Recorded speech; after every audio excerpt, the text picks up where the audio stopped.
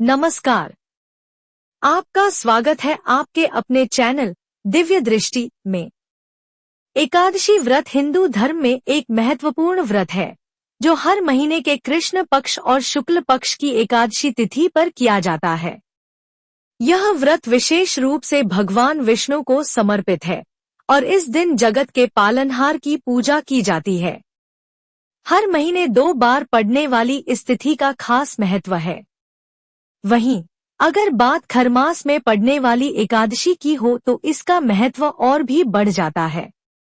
खरमास की पहली एकादशी को सफला एकादशी के नाम से जाना जाता है। यह पौष माह के कृष्ण पक्ष की एकादशी को मनाई जाती है और इसे सफलता की एकादशी भी कहा जाता है। यह व्रत भगवान विष्णु की पूजा और उपवास के लिए समर्पित होता है। श्रद्धालु इस व्रत को जीवन में सुख, समृद्धि और सफलता प्राप्त करने के उद्देश्य से करते हैं। पंचांग के अनुसार पौष माह के कृष्ण पक्ष की एकादशी तिथि की शुरुआत 25 दिसंबर को रात 10:29 बजे होगी और इसका समापन 27 दिसंबर को रात 12:43 बजे होगा। ऐसे में सफला एकादशी व्रत 26 दिसंबर को रखा जाएगा। पूजा का शुभ मुहूर्त 26 दिसंबर की सुबह 7:12 बजे से 8:30 बजे तक। पारण का समय 27 दिसंबर की सुबह 7:12 बजे से 9:16 बजे तक। इस व्रत को विधिपूर्वक करने से व्यक्ति को सभी कार्यों में सफलता प्राप्त होती है। जीवन में सुख और समृद्धि का आगमन होता है। लंबी आयु का वरदान मिलता है। पितरों को मोक्ष की प्राप्ति होती है। सच्चे मन से पूजा करने से मनोकामनाएं पूरी होती हैं। दान करने से आर्थिक समस्याओं से छुटकारा मिलता है। इस प्रकार सफला एकादशी व्रत न केवल धार्मिक बल्कि आध्यात्मिक और व्यक्तिगत सफलता के लिए अत्यंत महत्वपूर्ण है। भगवान श्री कृष्ण के श्रीमुख से मोक्षदा एकादशी की व्रत कथा सुनने के पश्चात राजा युधिष्ठिर ने निवेदन किया, हे केशव, आपके श्रीमुख से मार्गशीर्ष माह के शुक्ल पक्ष में आने वाली मोक्षदा एकादशी की कथा सुनकर मेरा हृदय तृप्त हो गया। अब मैं आपसे पौष माह के कृष्ण पक्ष में आने वाली एकादशी के विषय में जानने की इच्छा रखता हूँ। कृपया मुझे बताइए कि इस एकादशी को किस नाम से पुकारा जाता है, इसका महात्म्य क्या है और इसके पुण्यफल के रूप में क्या प्राप्त होता है। भगवान श्री कृष्ण बोले, हे पांडुपुत्र, पौष माह के कृष्ण पक्ष में आने वाली एकादशी को सफला एकादशी कहा जाता है। इस एकादशी के देवता स्वयं श्री नारायण हैं। जो व्यक्ति श्रद्धा और विधिपूर्वक इस व्रत का पालन करता है उसकी समस्त मनोकामनाएं पूर्ण होती हैं। जैसे नागों में शेषनाग, ग्रहों में चंद्रमा, पक्षियों में गरुड़, यज्ञों में अश्वमेध यज्ञ और देवताओं में भगवान विष्णु श्रेष्ठ हैं, उसी प्रकार व्रतों में एकादशी व्रत को सर्वोत्तम माना गया है। जो मनुष्य श्रद्धा और भक्ति से इस व्रत को करता है वह सदैव मेरे समीप रहता है। अन्य किसी भी यज्ञ जिसमें अधिकतम दान दक्षिणा दी गई हो उससे भी मैं इतना प्रसन्न नहीं होता जितना एकादशी व्रत से होता हूँ। अब मैं तुम्हें इस व्रत की कथा सुनाने जा रहा हूँ। इसे ध्यानपूर्वक सुनो। सफला एकादशी व्रत कथा प्राचीन काल में चंपावती नगरी में महिष्मान नामक राजा का शासन था। वह धर्मात्मा राजा भगवान श्रीहरि के अनन्य भक्त थे। उनके 4 पुत्र थे जिनमें सबसे बड़ा पुत्र लुम्पक था। लुम्पक महापापी और दुराचारी था। वह अधर्म के मार्ग पर चलकर परस्त्रीगमन, जुआ, मदिरापान और वैश्यागमन जैसे कुकर्म करता था। अपने कुकर्मों से उसने अपने पिता द्वारा अर्जित पुण्य के धन को नष्ट कर दिया। वह ब्राह्मणों, देवताओं, वैष्णवों, ऋषियों और संतों की निंदा करता और किसी भी धर्म कार्य में उसकी रुचि नहीं थी। जब राजा महिष्मान को लुम्पक के इन दुष्कर्मों की जानकारी हुई तो उन्होंने उसे तुरंत राज्य से बाहर निकाल दिया। नगर से निष्कासित होने के बाद लुम्पक की बुद्धि भ्रष्ट हो गई।